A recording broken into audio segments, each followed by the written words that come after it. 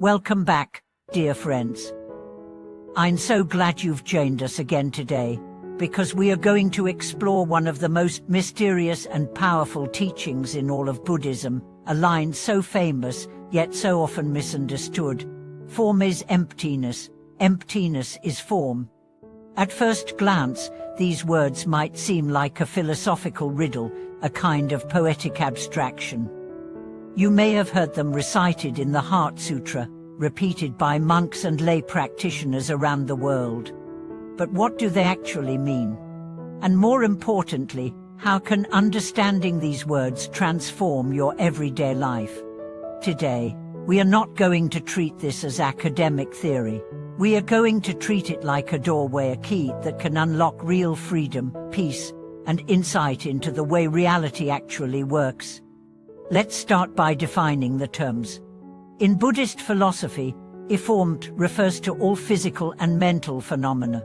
It's not just your body or the objects you see, it's also your thoughts, emotions, memories, and even your sense of identity. Emptiness doesn't mean void or nothingness. In Buddhism, it refers to the lack of inherent, independent existence. All things are empty not because they don't exist, but because they don't exist the way we think they do. Everything arises due to conditions. Everything is interdependent. Everything is impermanent. So when we say form is emptiness, we are saying everything we experience is fundamentally empty of a permanent self. And when we say emptiness is form, we are saying this emptiness is not separate from the world, it manifests as the very things we see, touch, and feel. Let's bring this down to earth. Imagine you're holding a clay cup. It has shape, it holds tea, it seems solid. But if you analyze it, you'll see it's made of earth, water, fire. Those came from nature. The shape came from the potter. The potter learned from a teacher. That teacher came from parents. The parents came from history. The cup is not just a cup, it's a constellation of infinite causes and conditions. So where is the cup in all that? It's a label, a useful one, but not a permanent reality. This is what form is emptiness means. But now, when you drink tea, do you say, this is an illusion? No, you enjoy it. You hold it gently. Because the emptiness of the cup doesn't mean it's meaningless. It means it's miraculous. This is emptiness's form.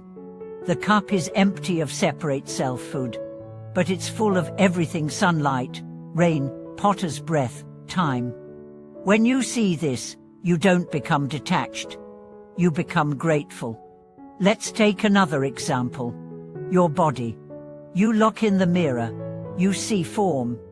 You might judge it, you might admire it, you might feel pain. But look deeper. This body is not you. It's built from food, DNA, breath, moments of kindness and cruelty.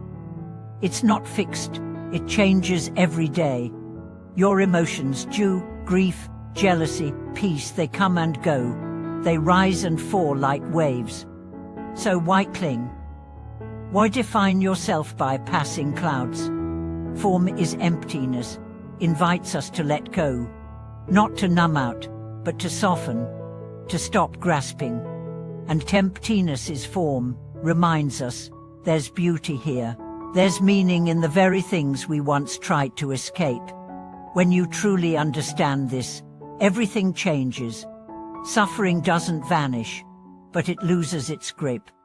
You no longer fight life. You dance with it. You no longer fear death. You bow to it. You no longer crave permanence. You fall in love with the flow. Here's a story. A monk once asked his teacher, "Master, what is the meaning of the Heart Sutra?" The teacher picked up a flower, twirled it in his fingers, and smiled. The monk bowed. He understood. The flower wasn't just a flower.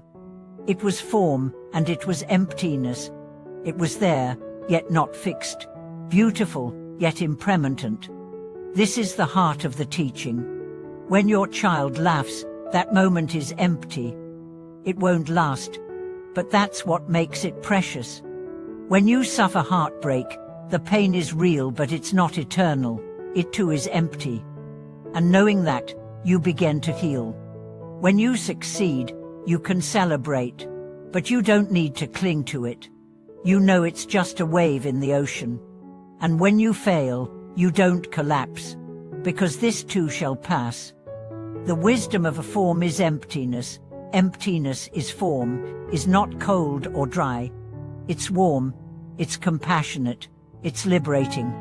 It tells you, nothing is fixed, and because nothing is fixed, everything is possible. You can forgive.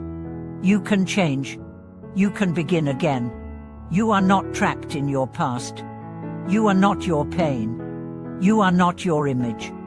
You are the awareness that sees all of it arise and pass away. You are the space in which form dances. You are the emptiness that gives birth to compassion. Let me leave you with a practice. Next time you're feeling overwhelmed, pause. Look at your hand, feel it, move it. Then whisper inwardly, this hand is form. This hand is emptiness. It holds a pen, it holds a phone, it holds someone you love, but it is made of stardust, cells, skin, blood, time. It is not mine, it is part of the vast web. And in that realization, let yourself soften. You don't need to fix everything. You don't need to be perfect. You just need to see clearly. Love honestly. Live fully. That's the teaching. That's the way. Thank you so much for watching this video. If this exploration of form and emptiness brought you clarity, peace, or even just a moment of pause, I invite you to share your insights in the comments. And please like, subscribe, and turn on the notification bell so you can join us next time as we continue walking this path together. Until then, may you see clearly, hold lightly, and live deeply.